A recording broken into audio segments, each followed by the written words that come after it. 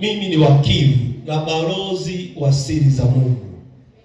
Kama unaandika uandike hivyo kwamba mimi ni wakili. Hebu sema mimi ni wakili. Rudia tena, sema mimi ni wakili na balozi wa siri za Mungu. Bwana Yesu apewe sifa. Ninatamani anayerekodi aweke karibu na akae hapo hapo. Hiyo ndio sifa kubwa ya mtu anayeshika kamera. Haleluya. Mimi ni wakili na balozi wa siri za Mungu. Sasa ninaomba unisikilize vizuri leo, kwa sababu nataka nikufikishe mahali ambapo ukiondoka, naye mwenyewe pia ni mteule anayeteuliwa na rais, ama anateuliwa na taasisi fulani, awe ni balozi mahala fulani kwa ajili ya kuwakilisha nchi ama kumwakilisha mtu fulani. Kwa hiyo wakili na balozi wote ni wateule, lakini kazi zao ni kazi mbili tofauti. Huyu mmoja anasimama mahakamani kwa ajili ya utetezi wa jambo fulani, na mwingine anasimama kwa ajili ya kuwakilisha jambo fulani. Kwa hiyo ukiona umeteuliwa kuwa wakili mahakamani, basi ujue aliyekuteua amekuamini sana, na anaamini unaweza kumtetea katika kesi yake, na anaamini kwamba katika kesi hiyo atashinda. Hata kama yeye ana makosa, anaamini kupitia utetezi wako atashinda mahakamani. Kwa hiyo sifa kubwa ya wakili ni kushinda kesi mahakamani. Hebu sema, sifa kubwa ya wakili ni kushinda kesi. Ama sifa kubwa ya wakili, anatunza siri za client wake aliyemwambia. Inawezekana wakili huyu, ama inawezekana watu wengine wasijue ukweli, lakini wakili akaujua ukweli wa mambo jinsi yanavyokwenda. Na ndio maana wakili akikufuata anakuuliza, anakuambia, hebu niambie ukweli, sema ukweli kabisa kwa habari ya jambo hilo, ili nijue namna gani ninaweza nikakutetea, ama nijue vifungu gani ninaweza nikatumia, ama njia fulani ninaweza nikazitumia ili upate kushinda. Kwa hiyo unamkuta mtu anamwambia ukweli kabisa, unamkuta mtu anamwambia ni ukweli, mimi ndiye niliyehusika na yale mauaji, ni ukweli kabisa, mimi ndio nilihusika na ile kesi, ilikuwa ni 1, 2, 3, na vile vifaa nilivificha mahala fulani. Kwa hiyo huyu wakili anapokwenda mahakamani, anaujua ukweli kwamba ninayemtetea ni muuaji, ninayemtetea ni jambazi, ninayemtetea hana haki ama hana haki. Lakini kwa sababu wakili huwa analipwa, na sifa kubwa ya wakili ni kushinda kesi, atahakikisha hata kama wewe una makosa, atahakikisha wewe umeshinda kesi mahakamani. Na ndio maana kwa macho ya kawaida waliohudhuria mahakamani, kwa macho ya kawaida unaweza ukaona, mbona upande wa anayeshtakiwa ana haki zote, ana haki zote, na inaonekana kesi anakwenda kushinda. Lakini mwisho wa siku yule wakili anatoa vifungu fulani ambavyo huwa wanavijua wenyewe wanavitoaga wapi. Mwisho wa siku jaji yule anapelekea kesi huyu aliyekuwa anatakiwa afungwe, anasema huyu ameshinda, kwa maana ya kwamba upande wako imeonekana hauna mashahidi wa kutosha. Na anaweza akatoka nje na akajisifu akasema nimeshinda kihalali na hamna cha kulifanya. Kwa hiyo watu wengine wanaweza wasijue ukweli, lakini wakili akawa anaujua ukweli wa namna jinsi ulivyo. Sasa kama ilivyo kwa wakili ama balozi ambaye ni mteule, balozi na mwenyewe pia ni mteule, anateuliwa na mamlaka husika. Tunaona kuna balozi mbalimbali hapa nchini Tanzania. Kienda Dar es Salaam kuna ubalozi wa Marekani uko pale Dar es Salaam. Kuna ubalozi wa Ufaransa uko Dar es Salaam. Kuna ubalozi wa Palestina uko pale. Ubalozi wa China uko pale. Ubalozi ni nchi ndogo ndani ya nchi mama ambayo ubalozi husika upo. Unapokwenda Marekani, ukafanya tukio baya la mauaji ama tukio fulani, watu wakawa na kukimbiza, ukafanikiwa kukimbia kwenye ubalozi wa Tanzania nchini Marekani, wanaokukimbiza hawawezi kuingia ndani ya lile jengo. Kwa sababu gani? Lile jengo linahesabika sio nchi ya Marekani, ni nchi ya Tanzania iliyoko Marekani. Haleluya! Kwamba kuna uongozi wake, kuna taratibu zake. Ili uingie ndani ya ule ubalozi unatakiwa ufuate kanuni na sheria. Either uanze kuomba visa, uapply na mambo mengine ili uweze kuingia ndani. Hata kama ni nchi yako huwezi kuingia. Inahesabika kwamba Marekani ipo Tanzania, ila ni kaeneo kadogo tu ka ardhi ambao kanamilikiwa na Marekani, ila kwa pale Dar es Salaam. Uruhusiwi kuingia, ni nchi nyingine kabisa, ila ndani ya nchi ya Tanzania. Sasa yule aliyewekwa pale anamwakilisha rais wa Marekani akiwepo Tanzania, na yule aliyoko Tanzania Marekani anamwakilisha rais husika ndani ya hiyo nchi. Ukimtendea vibaya balozi, umemtendea vibaya aliyemtuma. Ukimtendea vibaya balozi wa Marekani Tanzania, ubalozi wa Marekani ama nchi ya Marekani inaweza ikaipiga nchi ya Tanzania. Kwa sababu gani? Mmevamia nchi yetu iliyoko ndani ya nchi yenu. Sasa naposema neno balozi kwenye kitabu kile cha Biblia wa Korintho wa pili, ile sura ya 5 kuanzia ule mstari wa 19. Kumbuka somo langu linaitwa mimi ni wakili na balozi wa siri za Mungu hapa duniani ama hapa Tanzania. Wakorintho wa pili sura ya 5 mstari wa 19. Nitasoma mpaka ule mstari wa 20. Biblia inasema, yaani Mungu alikuwa ndani ya Kristo akaupatanisha ulimwengu na nafsi yake, asiwahesabie makosa yao, naye ametia ndani yetu neno la upatanisho. Mstari wa 20. Basi tu wajumbe kwa ajili ya Kristo, kana kwamba Mungu anaishi kwa vinywa vyetu, twaomba ninyi kwa ajili ya Kristo mpatanishwe na Mungu. Hilo neno basi tu wajumbe kwa ajili ya Kristo, kwenye Biblia Kiingereza, Biblia inasema now then we are ambassador for Christ. Maana sisi ni mabalozi kwa ajili ya Kristo. Hebu sema mimi, rudia tena, sema mimi ni balozi kwa ajili ya nani? Kwa ajili ya Kristo. Kama vile ubalozi wa Marekani hauwezi kuguswa ukiwa ndani ya nchi husika, ndivyo na wewe hautakiwi kuguswa ukiwa ndani ya taifa la Tanzania. Hujanielewa? Kama vile balozi hatakiwi kuguswa akiwa ndani ya nchi ya Kenya, nchi ya Rwanda, nchi ya Tanzania, hivyo hivyo wewe ambaye ni balozi kwa ajili ya Kristo hautakiwi kuguswa na magonjwa, hutakiwi kuguswa na laana ukiwa ndani ya taifa la Tanzania, na iwe kwako kwa jina la Yesu Kristo. Hebu sema sitakiwi kuguswa. Rudia tena, sema sitakiwi kuguswa. Balozi akiwa anatoka kwenye ofisi yake, anatoka na msafara wa magari, unamfuata, unamsindikiza. Kwa nini? Anawakilisha rais akiwa ndani ya nchi husika. Balozi wewe ambaye ndio umeaminiwa na Mungu, kawekwa ndani ya taifa la Tanzania, ukiwa unatoka nyumbani na wewe una escort ambayo huwezi kuiona, ambayo inatakiwa ihakikishe umefika salama kule unapokwenda.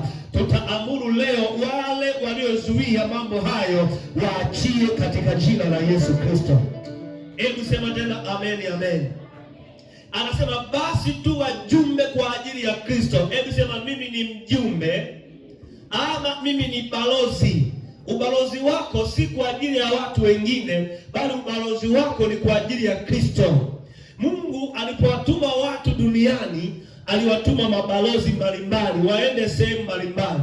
Wengine wakapelekwa Tabora, wengine wakapelekwa wapi. Wote ni mabalozi. Kila mtu kuna jambo analiwakilisha akiwepo hapa duniani. Na ndio maana kuna mwingine ni balozi wa kuhubiri Injili anatakiwa awe mchungaji ila iko hapa duniani. Kuna mwingine yeye ni balozi wa kupiga vinanda, lakini anatakiwa apigie akiwa hapa duniani. Kuna mwingine anatakiwa apige ngoma ila akiwa hapa duniani. Kuna mwingine anatakiwa aimbe. Kuna mwingine yeye ni balozi wa kuomba. Ukimsikia anaomba unasema bila shaka hii ni mashine fulani, hii inasagasaga kwenye ulimwengu wa kiroho. Kuna mwingine yeye ameletwa ni balozi kwa ajili ya mashindano, anatakiwa acheze mpira. Lakini kuna mwingine ameletwa ni balozi kwa ajili ya kuhakikisha watu wamesukwa, wamependeza. Kuna mwingine anatakiwa awe ni balozi awe hospitalini. Kuna mwingine ni balozi yuko shuleni. Kila mtu ameletwa kwa kadiri ya kazi aliyetumwa. Hakuna aliyekuja hapa akiwa ni mikono mitupu. Hakuna aliyekuja hapa akiwa hana kitu. Kila mtu amekuja ni balozi, anamwakilisha Mungu akiwa hapa duniani. Ni kama hivi, Mungu alitakiwa yeye ndio awe mwalimu wetu, atufundishe. Yeye ndio alitakiwa awe mhubiri wetu, atuhubirie. Yeye ndio alitakiwa awe dereva wetu, atuendeshe. Yeye ndio alitakiwa awe ni shushaini, atupigie kiu viatu. Lakini akasema kazi zote hizo siwezi kuzifanya kwa wakati mmoja. Acha nitafute watu, wajumbe, mabalozi, zile kazi ambazo ningezifanya azifanye kwa niaba yangu. Wewe unaifanya kazi ya Mungu, unaifanya kazi hiyo kwa niaba ya Mungu, wala usikate tamaa. Kama unaimba kwa niaba yake. Kama unasoma kwa niaba yake. Kama umewekwa hapa kwa ajili ya kuomba, unaomba kwa niaba yake. Hebu sema tena amen, amen, amen. Ndio anasema basi tuwe jumbe kwa ajili ya Kristo, ama tuwe balozi kwa ajili ya Kristo. Anasema kana kwamba Mungu anaishi kwa vinywa vyetu. Hebu sema Mungu anaishi kwa vinywa vyetu. Maana sisi ni mabalozi na Mungu anaishi kwa vinywa vyetu. Kile unachokisema ndio Mungu alitakiwa akiseme. Kile unachokiona ndio Mungu alitakiwa akione. Pale ulipopenda ni Mungu alitakiwa aende. Na ndio maana ukichukua hatua ukasema nakwenda kumwombea mtu, ni Mungu alitakiwa atoke aende. Lakini kwa sababu wewe ni balozi, wewe ni ndo mjumbe, Mungu amekutuma wewe uende. Umetumwa ndani ya mkoa wa Tabora ufanye kazi kwa jina la Yesu. Hebu sema nimetumwa. Rudia tena, sema nimetumwa. Kwa hiyo ninaposema sasa balozi na wakili wa siri za Mungu, maana yake hawa ni wateule. Hebu sema tena ni wateule. Balozi hahitaji kusoma, ila wakili anahitaji shule. Balozi ni mtu yoyote anayeaminiwa. Hahitaji elimu kubwa, elimu ya darasa la 7 inatosha. Ama elimu ya kutokusoma kabisa ya mtaani inatosha. Kwa nini? Ni mtu tu ameaminiwa kwamba huyu anaweza kuwakilisha kwenye jambo fulani. Kwa hiyo balozi hahitaji shule yoyote, ila wakili, hebu sema wakili, anahitaji shule. Anahitaji asome, ajue sheria inasemaje, ajue vifungu vya sheria vinaendaje, ajue kwamba aliyelogwa anaweza kulogolewa. Inahitajika sheria uijue, sheria ya kibibilia, sheria ya kiroho, kwamba aliyekufa anaweza kufufuka. Inahitaji ujue ni sheria gani inaweza ikamtoa mtu msukuleni na ikamleta. Haleluya. Sasa tunaposema wakili kwenye kitabu kile cha Luka, ni vizuri sasa ukajua mawakili wapo. Hebu sema mawakili wapo. Wapo kabisa, mawakili wapo. Luka ile sura ya 8 na ule mstari wa 3. Biblia inasema hivi, na Yohana mkewe Kuza, wakili wake Herode. Hebu sema na Yohana mke wake Kuza. Huyu alikuwa ni wakili wa Herode na Susana na wengine wengi waliokuwa wakimhudumia kwa mali zao. Huyu Yohana ni mtu ambaye amesoma, ni mke wa mtu, ila ni wakili. Na alikuwa ni wakili wa Herode, ni wakili wa mfalme wa nchi. Alipopata habari za Yesu, akasema siwezi kukaa hapa, pamoja na kwamba nina mshahara mnono, nitamhudumia Yesu na mali zangu. Kwa hiyo Yesu alikuwa amezungukwa na watu aliokuwa anahudumiwa nao. Mmoja wapo alikuwa ni wakili. Hebu sema wakili. Rudia tena, sema wakili. Wakili wa nani? Wakili wa Herode. Mahali ambapo Herode anakosea, anatumwa wakili aende. Anaambiwa Yohana, hebu nenda kaongee kwa jambo fulani, nenda. Huyo anakwenda. Luka 12 ule mstari wa 42. Luka 12 mstari wa 42. Bwana akasema, ni nani basi aliye wakili mwaminifu, mwenye busara, ambaye bwana wake atamweka juu ya utumishi wake wote, awape watu posho kwa wakati wake? Anauliza, ni nani basi aliye wakili mwaminifu? Tunaanza kuona kumbe mawakili wengi si waaminifu. Mpaka huyo anaanza kuuliza, ni nani aliye wakili mwaminifu? Unajua, wakati tunapambana na kesi yetu, tulikuwa na wakili fulani mmoja hivi ambaye siwezi kumtaja jina, ambao wengi mnamjua. Lakini kabla ya huyo tulikuwa na wakili mwingine. Lakini tunavyokuwa tunaendelea na ile kesi, tunaona kabisa hii ngoma imeshatiki. Hii tayari imetiki tayari. Hii ngoma tayari imeisha. Ngoma inaenda vizuri, inafika pale mwisho pale, unashangaa yule jaji anapopindisha kona, ile kona ikikunjwa, unajua tu tayari hapa hamna kinachoendelea. Hii kalenda. Lakini anavyoanza unaona kabisa mabishano yale ya hoja. Anasema kuna hoja hiki, kuna kifungu hiki, kuna hiki. Unaona kabisa wakili huyu namna jinsi anavyokwenda, anavyotema, anavyofanya, tayari umeshinda. Jamaa ameshabana kwenye spana. Anatokea tu kwa wakili fulani hivi, ndani yake kana mashetani, kana mapepo, kanainuka. Kanasema jambo hilo haliwezekani, liko hivi. Lakini ukiangalia hoja yake haina mashiko, kwa sababu walio upande wake na walio kuwepo kule juu wote ndani yao wana mashetani. Sasa nauliza, ni nani aliye wakili mwaminifu? Kumbe wakili inahitaji uaminifu. Mungu akupe kuwa mwaminifu katika jina la Yesu. Hebu sema tena amen. Ninataka nikuonyeshe kwanza mawakili wapo, alafu turudi hapo juu kwenye wakili wa siri za Mungu. Kitabu cha Luka 16, nianze mstari wa kwanza mpaka wa 9. Luka 16 mstari wa kwanza mpaka ule wa 9. Tena aliwaambia wanafunzi wake, palikuwa na mtu mmoja tajiri aliyekuwa na mawakili wake. Huyu alishtakiwa kwake kuwa anatapanya mali zake. Akamwita akamwambia, ni habari gani hii ninayoisikia juu yako? Toa hesabu ya uwakili wako, kwa kuwa huwezi kuwa wakili tena. Baada ya wakili huyu kuanza kutapanya mali na sifa zake kuwa ni mbaya, anakula rushwa, aliyekuwa amemwajiri sasa anamuita, anamwambia, bwana, toa hesabu ya uwakili wako, kwa kuwa huwezi kuwa wakili tena. Yule wakili akasema moyoni mwake, nifanyeje? Maana bwana wangu ananiondolea uwakili. Hebu sema, bwana wangu ananiondolea uwakili. Tunaanza kuona jambo la kwanza, kumbe uwakili unaweza ukaondolewa.